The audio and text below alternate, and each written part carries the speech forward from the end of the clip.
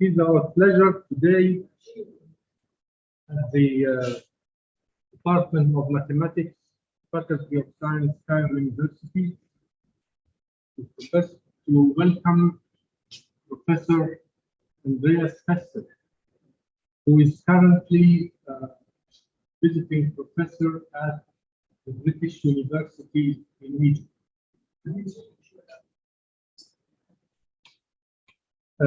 Professor Pester graduated in mathematics from Odessa State University in 1976, which coincidentally is the same year as I got my PhD also from Moscow. He got his PhD from Kiev State University in '79 and habilitated at the University of Technology of Dresden in '84. In 2020, he retired from the University of Applied Sciences in Carinthia, Austria, to work here in Egypt at the British University. Professor Pester is an author and a co-author of more than 75 publications. He shifted from mathematics to other specialties. His research interest has been online simulations in the past years. In the last 6 years, he concentrated on deep learning, especially GAN architectures. I don't understand GAN, but anyway, and more data analysis. Professor Pester was a guest professor at many universities, of which the UPC in Barcelona, Spain Technical University in Porto, Technical Universities of Krakow, Technical University of East, Polytechnic University of St. Petersburg, State University of Texas,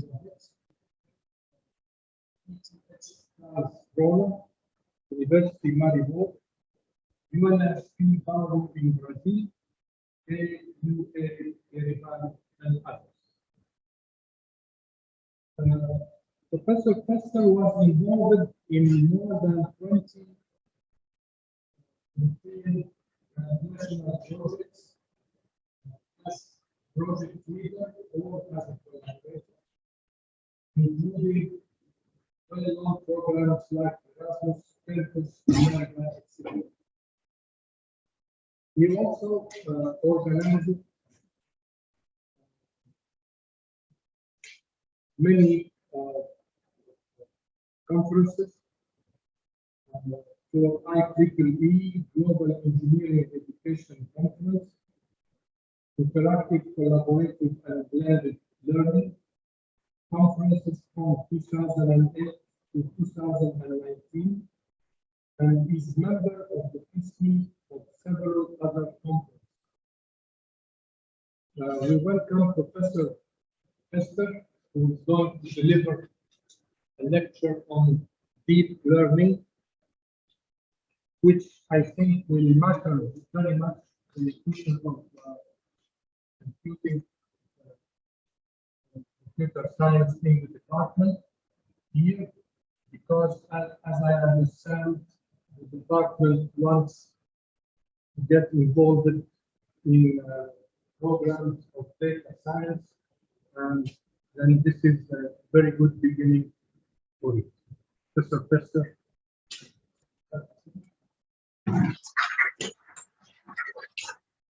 Thank you very much. I'm very honored that I was invited by Professor Kaller to give a presentation in your honored university. I know that the University of Cairo is a university with a big tradition, so I'm very honored to be here. When I was thinking about what I can tell you about deep learning, of course, I could do this from the point of view to give you all the details about deep learning, but I think this is not interesting to you because most of you are not from computer science. But I was thinking for you, maybe it's more interesting to have a look to this very modern and very now it's on a hype to this topic from a maths perspective. What on the one side, deep learning, where the impulses for maths development are coming from deep learning on the one side, and on the other side, what deep learning is also taking from maths, and where mathematical ideas are now implemented in deep learning. And as a last point, but a very short one, I only would like to give my personal opinion about discussions which we find now also in the scientific community, that deep learning is overtaking everything. So we feed data to some black box, and the black box gives us all theories and every knowledge because this black box is able to detect unknown connections. I read this already about physics. Just let's feed experimental data and we will get all over physics. We don't need any more theoretical physics. And I also know at least there are some attempts also to do this in the direction of math. I will give my personal opinion. I beg your pardon, but I take off my jacket. It is to honor you that you see I have a jacket, but it's too hot.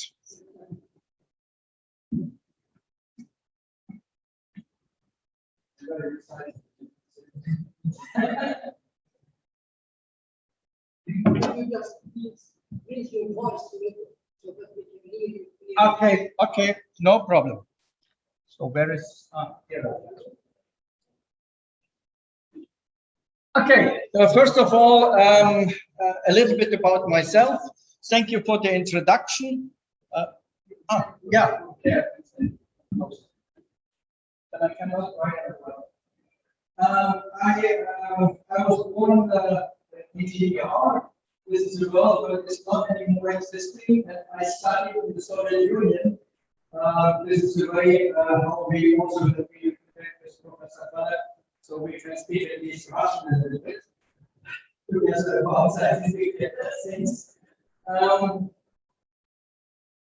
I graduated from faculty for mathematics and mechanics. This is the old traditional way how in Soviet Union math, at least in the old 70s, was taught and how this was organized. But I should say my knowledge in theoretical mechanics is not so good as maybe my knowledge in math. At that time, I started, I was interested more in very theoretical things, like axiomatic set theory. At the time, it was very famous that we have the axiomatic system of serial triangle. With or without continued hypothesis, which kind of math can develop if you assume that the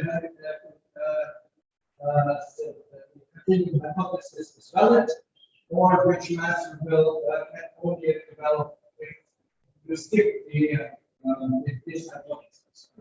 It's really good. It's really different, and has some at least very small influences also to physics. And in 79, I did my PhD at the same time in the same country at that time. It's not also the same country, but the new one in here, PhD at university. And I have been educated at the University of Technology of Dresden. Of course, as you know, in Germany, we have additionally to the PhD also the habilitation. Then I worked in different universities in Dresden, and later I was switched to Austria, and the last 23 years, until 2000, I was working in south of Austria, more than Italy and very nice region. I really recommend you to come and visit it. And since 2020, I'm a professor of deep learning at the British University in Egypt. Because my friend Samir, Professor Samir Seoul, on conference said, what will you do after you retire? And I say, after you have the job, he said, apply. That's the reason why I'm here. But there is a second point, which I will not hide. I have a very, very long relation to Egypt. I was here as a child when I was 4 years old. My parents were working for 9 months in Cairo, in Somalia. So I visited the places in Somalia, and I visited also the zoological park in Giza to see places of my childhood. This is my relation to Egypt. Okay, I'm going back to my research interests. Then my research interests are in the wildlife and the so-called generated observer networks. This is something new, where with the help of neural network, we want to generate artificial or fake things, images, or sounds, or something else. I'm interested also in the combination of AI and XR. XR is extended reality, and in the last year, I started a cooperation with the Institute of Informatics in Japan. They are working very much on NuFlow and NuFlow data, and they need support for the area of people. But the talk today is about math and not about applications. So, how is this organized? My goal, of course, I will give a short introduction of this deep learning, but only very short one, because I explained at least the younger generation knows this better than me. And then I will come to the question, which kind of impulses are coming from deep learning from math. Also to the math support for deep learning. So which ideas coming from the very nice application of the huge equation in deep learning. Take this will at least the people from mechanics and the people from thermodynamics will like it. And as I said, okay. If you look for the definition for deep learning, you will not find nothing finally. So if we say, if we look to deep learning in a general way, then we can say deep learning is something like artificial neural networks with more than one layer. More than, okay, here we have more than one layer, we have more than one layer, and it is based mostly on representation. This is the important thing. The architectures, as you see, are very, this are just some architectures which you can find in deep learning. This is normal, fully connected deep learning network where every layer or every unit in every layer is connected with every layer. Just, I will skip this, it's not necessary to understand this in detail. Just only to see there are different architectures. This is an architecture for the convolutional networks. Convolutional networks are mostly used in the computer vision, that they have the most impact in computer vision. This is a network for recurrent neural network. Recurrent neural networks are mostly used now for natural language processing, for speech recognition, and this is something new, which came up just in the last 2-3 years. So-called graph learning or geometrical neural networks, where we apply the methods of deep learning to graphs. And with this help, we can on the one side do something, for example, our screen is which is created with different kinds of networks. for example, social networks, but not only. Everything that can be described as graph can be applied, and this is something that we call deep belief. So you see, this is like a soup. This is like a soup of different architectures. And on the one side, we can define deep learning and we say, okay, we just count this and describe this. But in the last 2 years, there have been at least several attempts to make an order, in this soup of deep learning, so that we have a structure. And this order is like the LLM program, the well-known LLM program of Felix Klein. Okay, also know Felix Klein? Oh, Felix Klein, this is what let's say the program of Felix Klein was the order for the geometry. Or the geometry based on group theory and based on invariance in geometry from the group theory point of view. Which kind of invariance we have in geometry, which kind of invariance we have in, let's say, elliptic geometry, which kind of invariance we have on hyperbolic geometry, and these invariants really describe these different kinds of geometry. In the same way, we are looking also which kind of invariants we have in these different kinds of architectures. Okay. Quite often, deep learning is also saying that it is a part of artificial intelligence. From this point of view, of course, deep learning is part of machine learning. But machine learning is not necessarily based on artificial networks. And artificial networks can be also shallow artificial networks. So shallow networks are only with one layer, but deep learning networks have a lot of aspects. So now we are going, let's say, why is this called a representation learning? It is called a representation learning because we are learning in deep learning from the representation of very generic connections in the picture, for example. Just only what are edges, vertical and horizontal. That's where the machine is starting to learn. And then it's combining this to different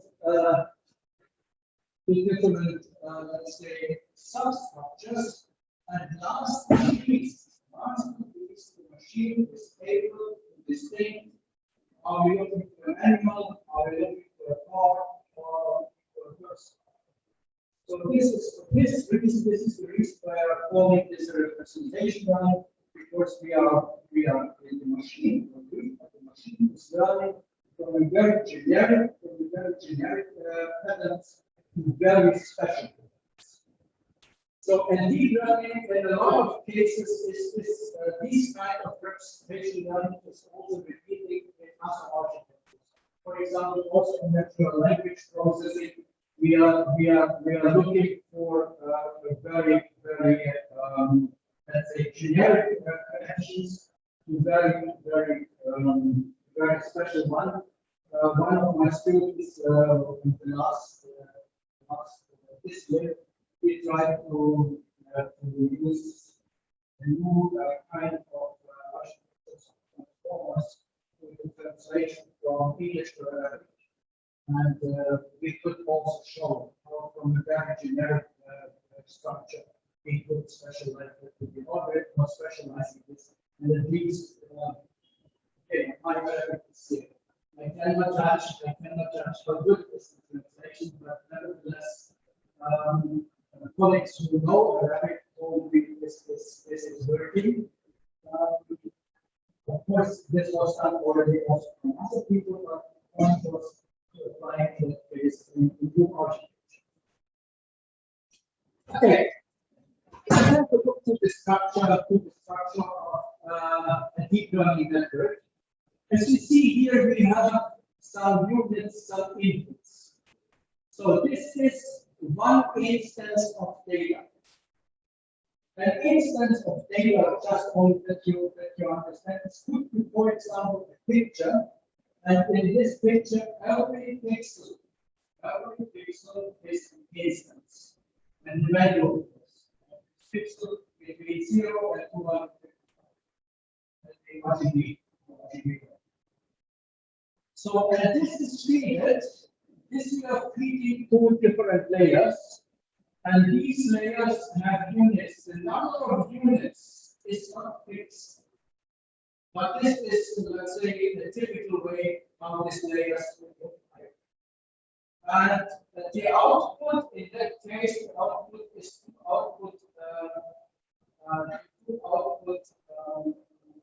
neurons, and these two neurons make classification between class A and class B. So, how is this working?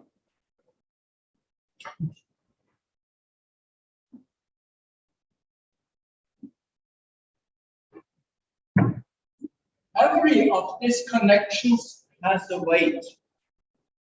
So it's not only a graph, but it's a weighted graph. And to make it very simple, we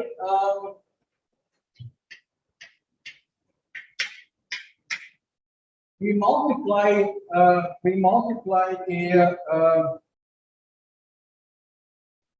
the values of this weight matrix with our input at a bias vector and call this, let's say, a value set.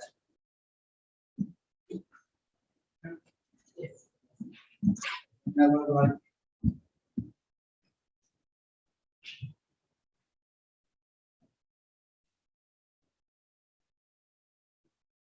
We call this vector set. One means only this. This is from the first layer. This is from a geometrical point of view or a linear algebraic point of view, a field transformation. Yeah, we have this input with the weights and with the bias, we make a field transformation. And to this field transformation, then some, I call it activation function, is applied. Why an activation function? Because when we are looking how our brain is working, and the brain is also the neurons in the brain are firing after they have after the value chain over some trust. It's okay. Yeah. Thank you. Over some threshold. There are different activation functions used, but the activation function which is mostly used now is what we are calling a Reno function. The Reno function. I made a mistake. X is the starting point. I'm just describing only the first step. So you make activation. I made activation for the starting point, but multiplied with the weight matrix and adding a bias. Yes. So this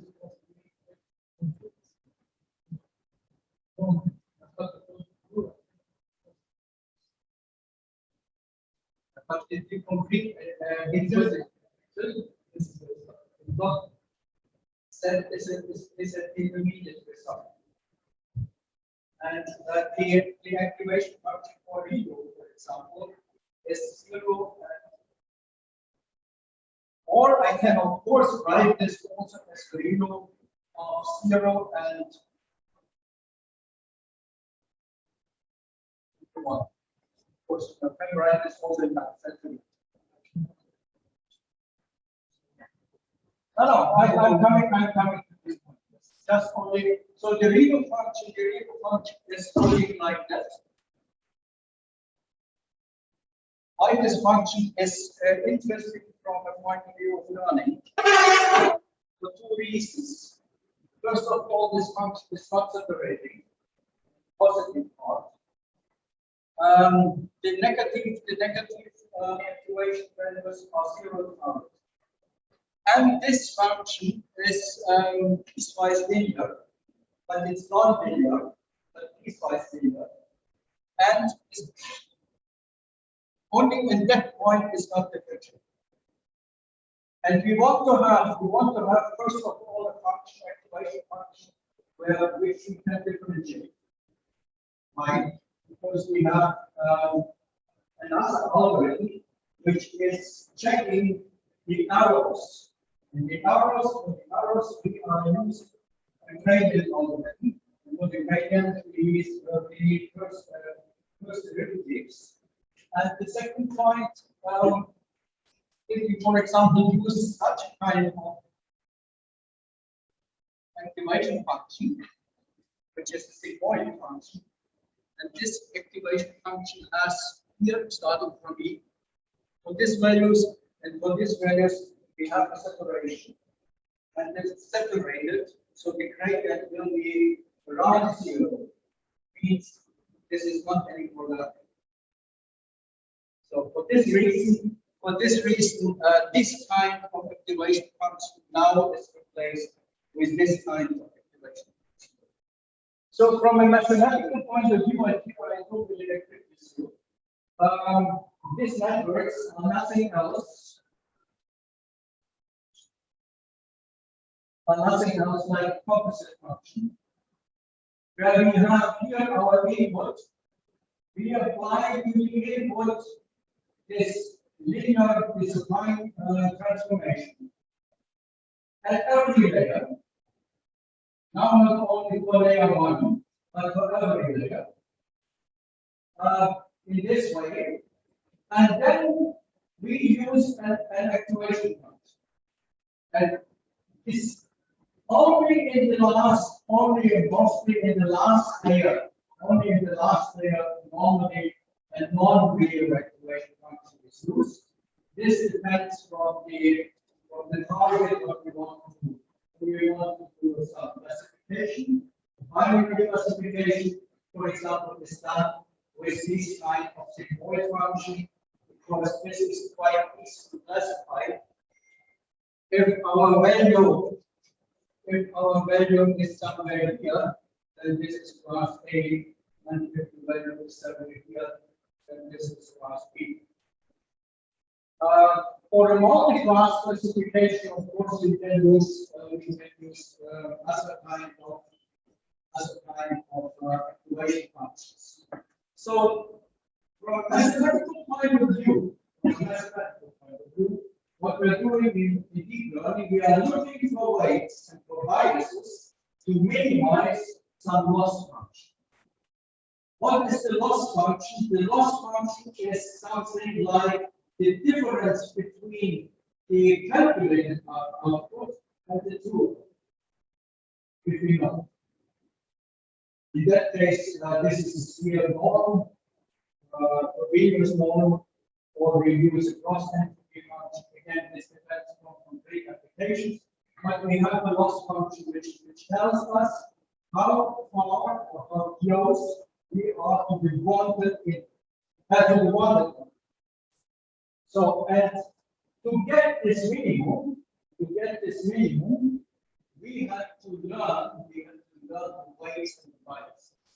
So when we are speaking about e-learning is nothing else than learning, meaning updating weights and biases. So such a network, as I showed you, such a network starts with some initialized weights and initialized biases, and then we make a feed forward, we make a backward propagation of the arrows, and based on these arrows, we update the weights, we update the biases. So, this is just the first part. So, how this is working. Now we are coming to the math. what is interesting from a mathematical point of view?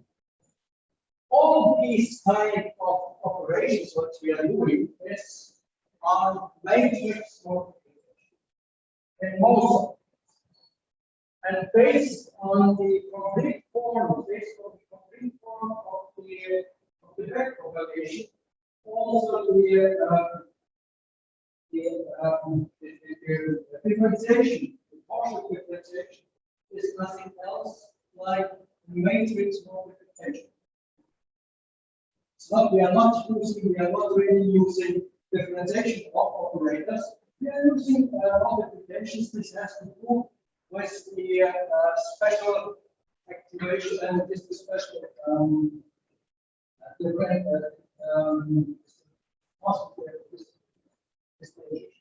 differentiations of the real function or also sigmoid function. Of course, just only the two. And if I have my sigmoid function, the sigmoid prime is nothing else than s times s minus 1. So I'm getting s minus s. Multiplication of matrices. And for this reason, of course, the multiplication of matrices is a very important thing, and the way how we can fast multiply matrices and in a good way multiply matrices is important. The second point is, of course, what we are. I say we are learning biases and weights. It's just only the, let's say, the first layer of the knowledge. But we are really learning the statistical distribution. Intrinsic statistical distribution we don't know from the beginning. So after training our network, we hope that our network understands the distribution of the data, of the treated data. That's the thing that we are learning. So we should also check. We should also check the statistics of our data to understand the results of the learning. And the third thing, what is very important, I said we should minimize it. Is something of this. And because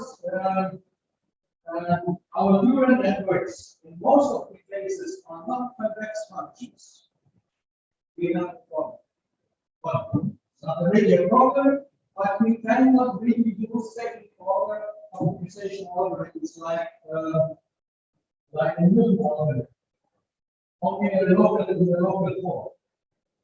But we can use, of course, our gradient algorithms. Everything that is based on gradient works generally better than the Newton algorithm. So let's have a look at this closer. But first of all, an overview what are the research directions, most of the research directions in deep learning. Of course, the different kind of algorithms is the center of research. And let's say geometrical deep learning is just the height of the height. And the second thing is about data.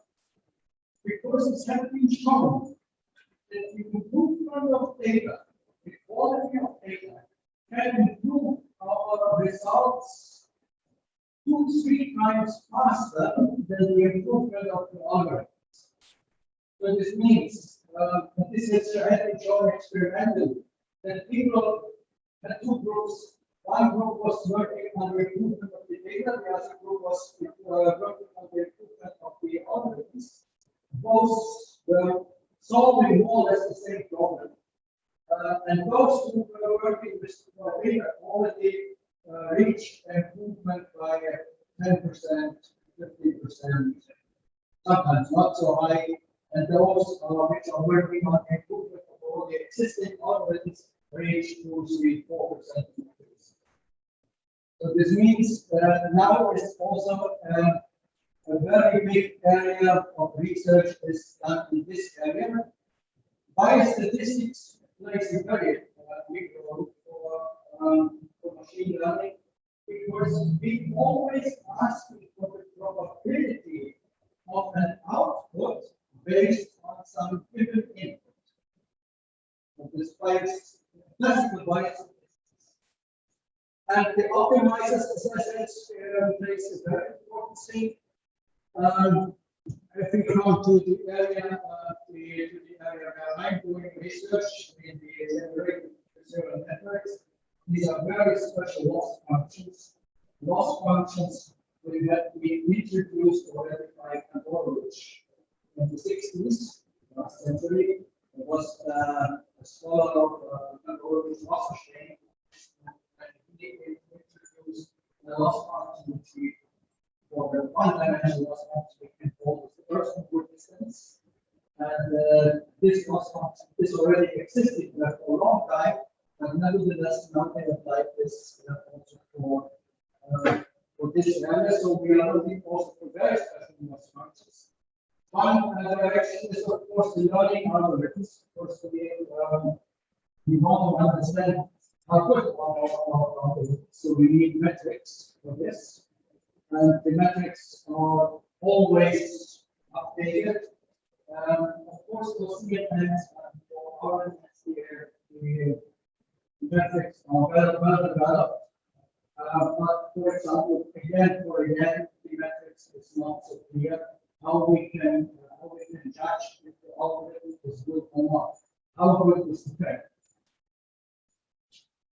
So, and last but not least, hyperparameter optimization is also one research direction, and also invariance, as I said, the systematization of deep learning algorithms is also one of these directions. Okay, then we are coming to the question which support is getting deep learning from maths. That this is on the one side from linear algebra. Because, as I said, this has to do with matrix operations, not only with matrix multiplications, but everything but for the multiple for the calculation of eigenvalues, eigenvectors, for singular value decomposition, for principal component analysis, everything that we need from linear algebra has a big influence. I picked out and I will want to just only show one thing, one rule. This is something what we are calling a randomized linear algebra. A randomized linear